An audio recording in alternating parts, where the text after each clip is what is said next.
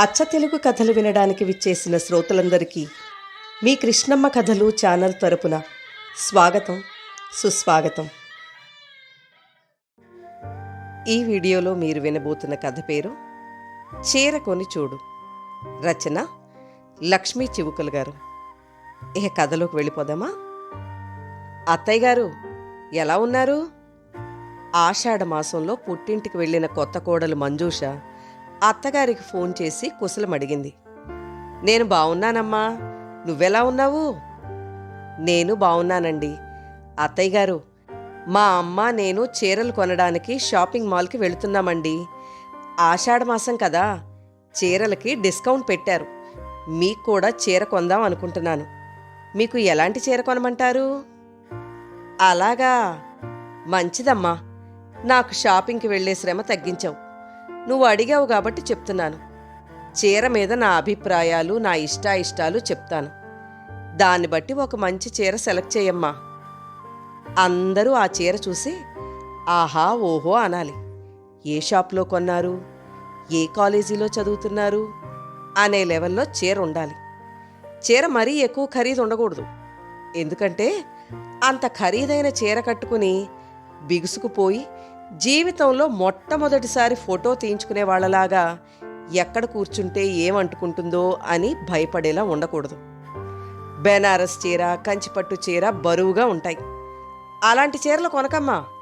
జిమ్కి వెళ్ళి బరువులు ఎత్తినట్టుగా రోజంతా అలా బరువైన చీరలు మోయలేనమ్మా. కాంజీవరం, కుబేర పట్టు చీరలకు పెద్ద పెద్ద బోర్డర్లుంటాయి. అలాంటివి కూడా కొనకమ్మా. ఈ వయసులో పెద్ద బోర్డర్ ఉన్న చీర కట్టుకుంటే చూసేవాళ్ళకి ఎబ్బెట్టుగా ఉండి బాగుండదు కదమ్మా. పైగా దిష్టి తగిలినా తగలొచ్చు. అంటే చీర కాదమ్మా, నాకు. ఈ మధ్య కొప్పడం చీరలను వస్తున్నాయట. అసలు అదేం పేరమ్మా? అప్పడంలాగా? వద్దమ్మా వద్దు. అలాంటి చీరల జోలికి పోనే పోకు. ఇకపోతే చీర అస్సలు పల్చగా ఉండకూడదు. లోపల పెట్టికోట్ రంగు కూడా అసలు ఎవ్వరికి కనిపించకూడదు. మా చిన్నతనంలో చీర కొంచెం పల్చుగా ఉంటే చాలు, దేవతా వస్త్రాలంటూ ఎగతాళి చేసేవారు. మరి నాలాంటి వాళ్ళు ఈ వయసులో ఇలా పల్చడి చీరలు కడితే చూడ్డానికి బాగుండదు కదమ్మా. అన్నట్టు మర్చిపోయా, చీర అస్సలు గుచ్చుకోకూడదు.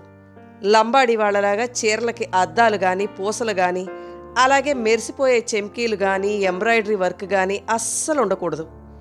మే నెలలో మిట్ట మధ్యాహ్నం సూర్యభగవానుడి ఎండలాగా చీర కట్టుకుంటే చెమటలు పట్టి ఒళ్ళంతా చిరచిరలాడుతూ చిరాగ్గా ఉండకూడదు. ఆర్గంజా చీర కానీ, ఆర్గండీ చీర కానీ, నెట్ చీర కానీ, కోరా చీర కానీ నాకు అస్సలు నచ్చనే నచ్చవు. తలబిరుస్తనంతో ఎవరి మాట లెక్క చేయని వాళ్ళలా అవి పొగరుగా నిలబడి ఉంటాయి. ఓ పట్టాన్ లొంగవు. అన్నట్టు కోడల పిల్ల షిఫాను, జార్జెట్, టిష్యూ, శాటిన్ మోడల్లో ఎలాంటి చీర కొనకమ్మా. అప్పుడప్పుడే బుడిబుడి నడకలు నేర్చుకుంటున్న చిన్నపిల్లల్ని ఎవరైనా ఎత్తుకుంటే కిందకి ఎలా జారిపోతూ ఉంటారో అలాగే సిల్కీగా ఉన్న చీర కట్టుకుంటూ ఉంటే చీర కుచ్చిళ్ళు జారిపోతూ ఉంటాయి. అలాంటి జారిపోతూ ఉండే చీరలు కొనకమ్మా. చీర రఫ్గా, మొరటుగా, గరుక్కాయితంలా గరకరలాడుతూ ఉండకూడదు. సినిమాలు, టీవీ సీరియల్స్లో ఉండే ఆడవిలన్లా కనిపిస్తాను. అంత మోటుతనం, రఫ్నెస్ నేను తట్టుకోలేను. కట్టుకోలేను. చికెన్ వర్క్ చేసిన లక్నో చీర సంగతి అయితే నువ్వు మర్చిపోవడమే మంచిది. అవి అస్సలు వద్దమ్మా.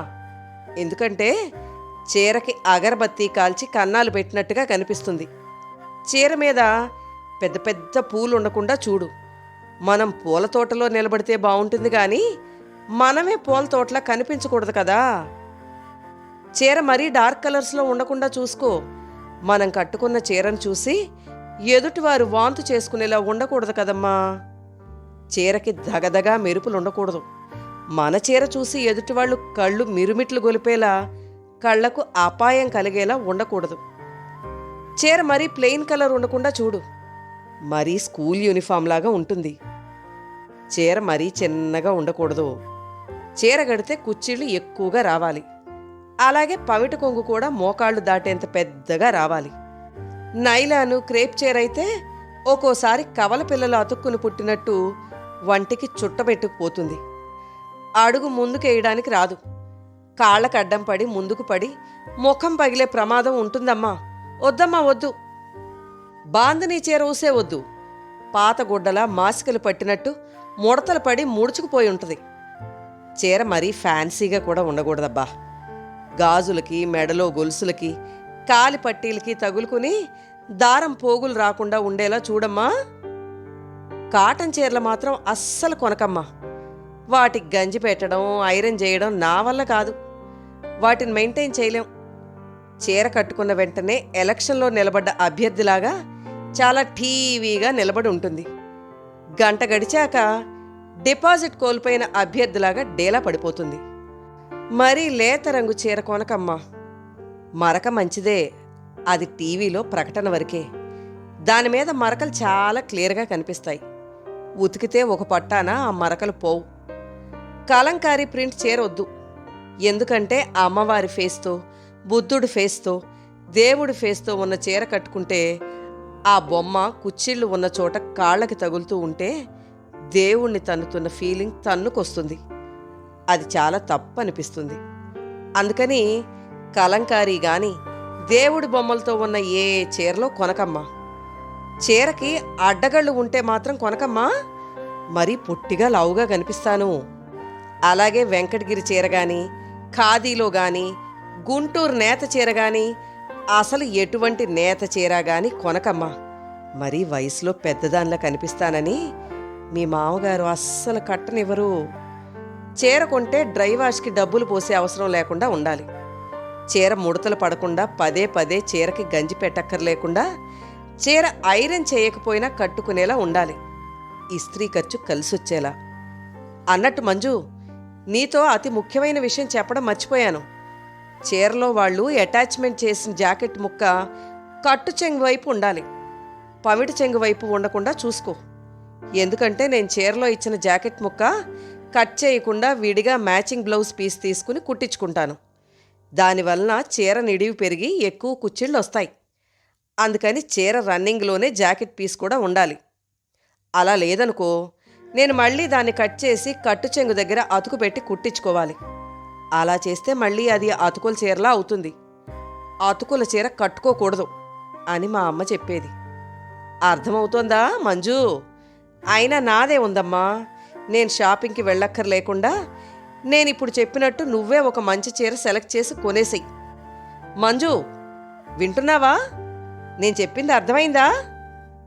ఎంతసేపు నేను మాట్లాడడమే కానీ నువ్వేమీ మాట్లాడడం లేదు. హలో హలో, నేను చెప్పింది విన్నావా? ఏమి కోడలో ఏమో, ఫోన్ పెట్టేస్తున్నాను అత్తయ్య అని చెప్పకుండానే మర్యాద లేకుండా ఫోన్ కట్ చేసేసింది. అప్పుడే వియ్యపురాల నుండి ఫోన్ వచ్చింది. వదిన గారు, ఇప్పటి వరకు మీ కోడలతో మీరేం మాట్లాడారో, ఏం షాకింగ్ న్యూస్ చెప్పారో గాని మంజు ఇక్కడ స్పృహ తప్పి పడిపోయింది. అక్కడ మీ ఇంట్లో వాళ్ళు, మీ చుట్టుపక్కల ఉన్నవాళ్ళు అందరూ బాగానే ఉన్నారుగా? ఆదుర్దాగా అడిగింది వియ్యపురాలు. కథలో అత్తయ్య గారికి నచ్చే చీర ఏమై ఉంటుందో కామెంట్స్లో కామెంట్ చేయండి ఫ్రెండ్స్. కథ నచ్చితే తప్పకుండా లైక్ చేయండి, మీ ఫ్రెండ్స్కి షేర్ చేయండి. అలాగే ఈ ఛానల్ని ఇంకా సబ్స్క్రైబ్ చేసుకోని వారు వెంటనే సబ్స్క్రైబ్ బటన్ నొక్కండి. నోటిఫికేషన్స్ కోసం బెల్ ఐకాన్ క్లిక్ చేయండి. కథలో మీకు నచ్చిన అంశాలను అలాగే మీ సలహాలను, సూచనలను కామెంట్స్ రూపంలో తప్పక తెలియచేయండి. మరో మంచి కథతో నెక్స్ట్ వీడియోలో మళ్ళీ కలుద్దాం. అందాక బాయ్ ఫ్రెండ్స్.